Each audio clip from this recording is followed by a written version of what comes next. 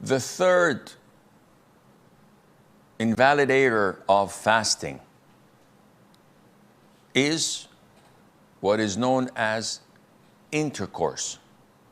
So sexual intercourse, which involves inserting the male organ in the female organ, whether this is in halal through marriage or haram through fornication and adultery, may Allah protect us, this invalidates the fasting.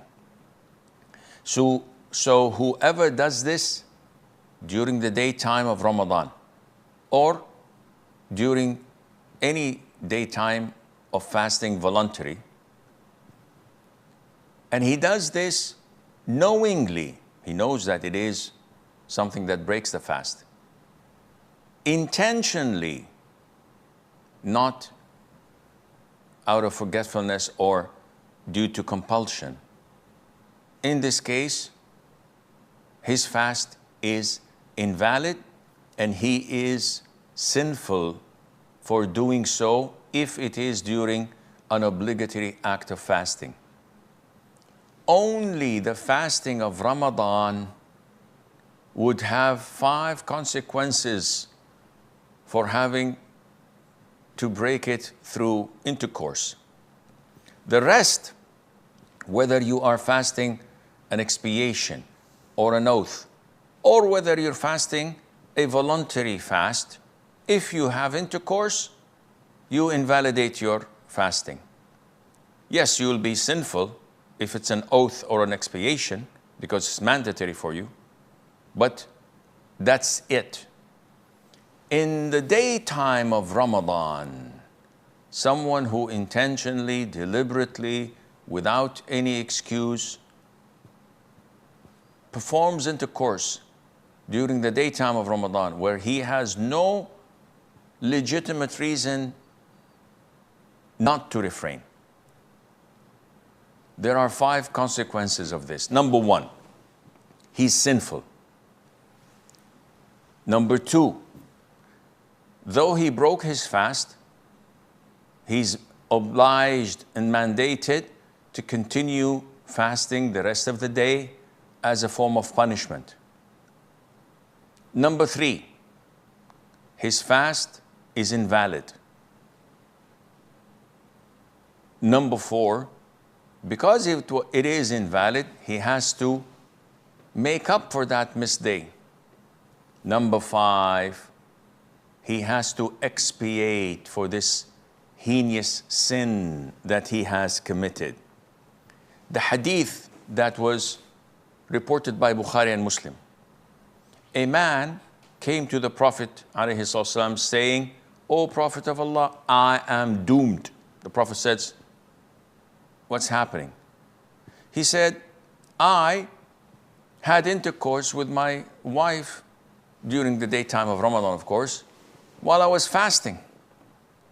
So the Prophet says, ﷺ, "Do you find a slave to set it free?"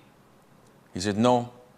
So this is number 1, expiation by freeing a slave. So the Prophet said, ﷺ, "Then can you fast 2 consecutive months?" And the man said, "No." This is number 2, to fast 2 consecutive months. And by months here we mean lunar months. And the lunar months are either 29 or 30 days, as the Prophet said, ﷺ. So the Gregorian months won't work because they have 28 days and they have 31 days. It doesn't work like that. Then the Prophet said to number 3, "Can you feed 60 poor people?" And the man said, "No." So the Prophet stayed for a while, did not speak, and the man was still waiting for an answer. And by the time he was there at the Prophet's gathering, sallallahu alaihi wasallam, someone came in and brought a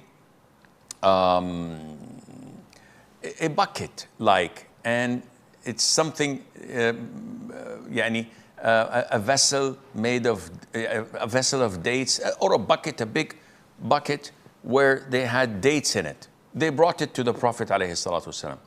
So the Prophet said ﷺ, where is the one that was asking about the issue of having intercourse during the daytime of Ramadan? The man said, here I am, O Prophet of Allah.